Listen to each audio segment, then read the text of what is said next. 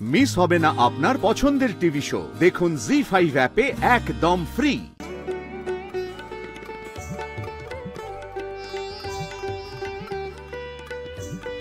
জীবন পাবো একটাই, ইচ্ছেটাই সব। সাহসী জেদি তরুণ তুর্কি তুলছে কলরব। ডিজিটাল যুগে আজ সব কাজই বড়, একটা কাজে বিফল হলে অন্য কাজ করো। এই জেনারেশন ভুলে ডিপ্রেশন, ছুটছে ঝড়ের গতিতে। ব্যবসা, চাকরি, স্টার্টআপ, ব্লগিং, সফল যে কোনো কিছুতেই। আজ এমনই চার ইয়াং দিদির গল্প শুনবো। জয়শ্রী, 12 বছর বয়সে যখন প্রথম বাইক চালানো শিখলে, ভয় লাগেনি তোমার? পায়ে পৌঁছয় না তো তখন? না দিদি, একদমই ভয় লাগে না। আর আমি খুবই ছোট থেকে কি ডান পিটে টাইপের, এই সব কিছু হয়েছে মায়ের জন্য। কারণ আমার মা ছোট থেকে না ভুল করলে প্রচুর মার খেতাম মায়ের কাছে। আর এই মার খেয়ে খেয়ে আমার মধ্যে একটা আলাদা ইমিউনিটি পাওয়ার তৈরি হয়ে গেছে। কোনো কিছু যে ভয় লাগা, পড়ে গেলে লাগা ব্যাপার, এগুলো আমার মধ্যে ঠিক কাজ করে না। আর এছাড়াও আমি 12 বছর থেকে বাইকটা চালিয়েছিলাম, বাট আমার ফার্স্ট বাইক কেনা কিন্তু একদম 17 বছর বয়সে। আচ্ছা, তখন আমার লাইসেন্সও হয়নি, বাবার লাইসেন্স দিয়ে বাইকটা কিনেছিলাম। ইউটিউব শুরু করলে তোমার এই বাইক রাইড নিয়ে ইউটিউব শুরু করলে? একদম একদম একদম। আমার চ্যানেলের নাম জয়ী অফিশিয়াল। বাইক চালানোটা আমার একটা টাইমে প্যাশন ছিল, বাট এখন এটা আমার প্রফেশন হয়ে দাঁড়িয়েছে। তুমি একা একা বাইক নিয়ে বেরিয়ে যাও? হ্যাঁ হ্যাঁ হ্যাঁ, আমি একা একাই বাইক নিয়ে বেরিয়ে যাই, সোলো রাইড করি। বেশিরভাগটাই সোলো রাইড করি আর কি। তোমার কি পার্টিকুলার কোনো রুট আছে? না, পার্টিকুলার রুট বলতে আমার রুট প্ল্যান আমিই সাজাই। এই যেমন আমি যখন রাইড শুরু করেছিলাম, প্রথম রাইড করেছিলাম দীঘা, মন্দারমণি, এইসব। তারপরে আস্তে আস্তে আমি একটু দূরে যাওয়া স্টার্ট করলাম, পুরুলিয়া। তারপরে স্টেটটাকে একটু ছাড়লাম, উড়িষ্যা। তারপরে রিসেন্ট আমি নর্থ বেঙ্গলে গেলাম, দার্জিলিং। এগুলো সবই সোলো ট্রিপ ছিল। বাইক নিয়ে নর্থ বেঙ্গল? হ্যাঁ দিদি।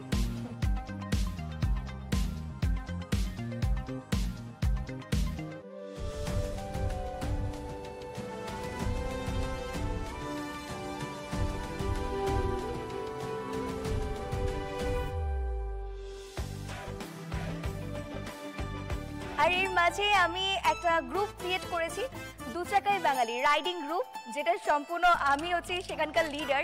সেখানে প্রায় 1000-1500 মেম্বার্স আছে আমার কাছে। জাস্ট 5 মাস হয়েছে খুলেছি গ্রুপটা, তো সবাইকে লিড করি আমি একা। তুমি বলে তুই বাবা রাজকন্যা, তো তুমি একা একা সোলো ট্রিপ করো, বাবা ভয় পায় না? বাবা ভয় পেত, প্রথম প্রচুর ভয় পেত, কিন্তু ওই যে বলে ওর মা আমার সাপোর্টার।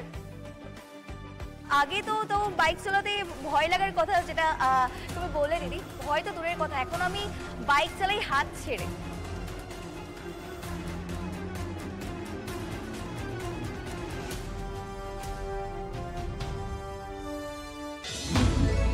তোমার নন্দাই, তার একমাত্র শ্যালক, তার শালিকা তোমার কি?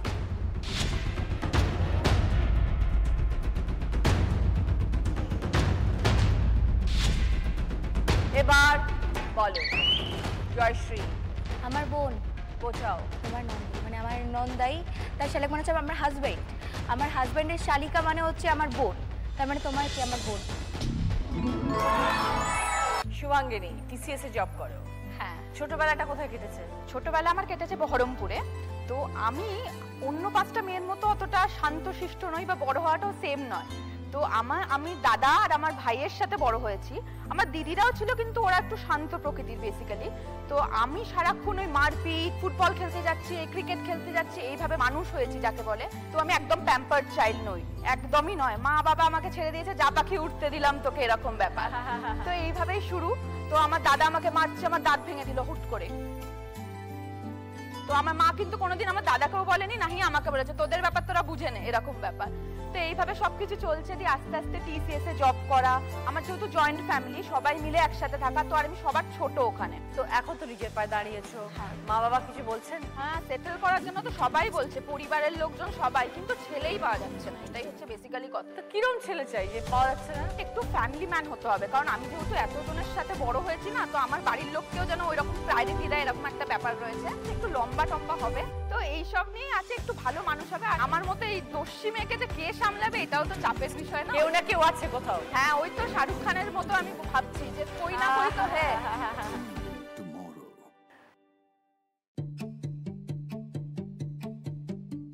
স্টার্ট।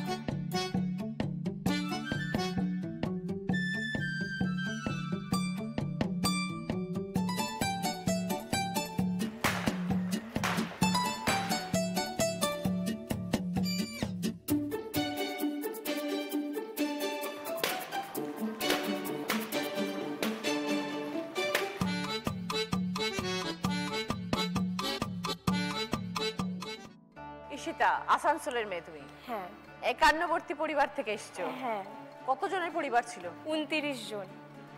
সর্বনাশ। সেখানে তুমি সব থেকে ছোট?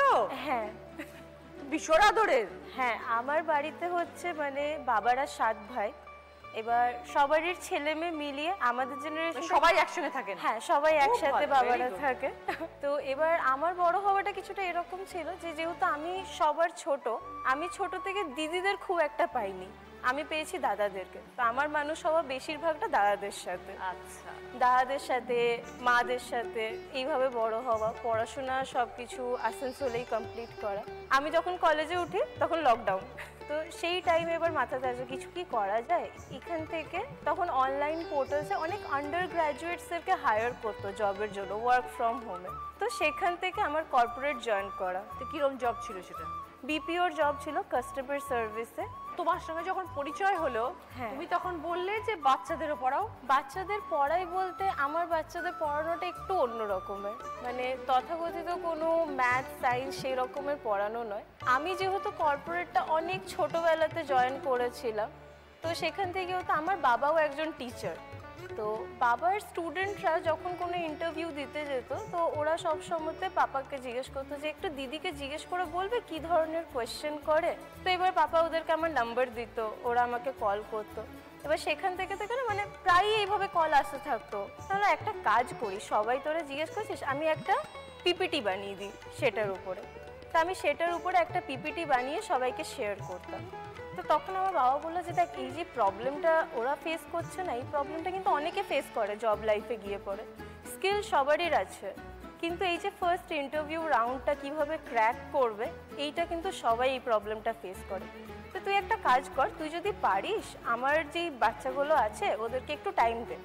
আর ঠিক আছে, তো আমি স্টার্ট করি এইভাবে। তখন বাড়িতেই স্টার্ট করি ওই লকডাউনের টাইমে। ওই 1-1.5 মাসের মধ্যে ওদেরকে রেডি করতাম, প্লাস নিজে যেহেতু এত ইন্টারভিউজ দিতাম, অনেক এইচআর-এর সাথে কন্ট্যাক্ট হয়ে গেছিলো, তাদের সাথেও একটু ওদেরকে শিখিয়ে দিতাম যে কিভাবে সিভি বানাবো। হ্যাঁ কন্টিনিউ করছি। খুব ভালো থেকো ঈশিতা। Thank you. আসানসোল থেকে একা এসে কাজ শিখে গেছো। Start.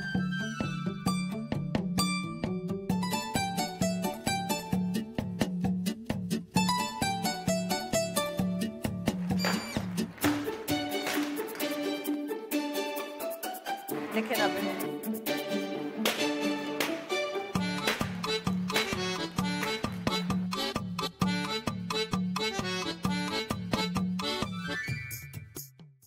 জি5 ডাউনলোড করুন আর সব এপিসোড দেখুন একদম ফ্রি।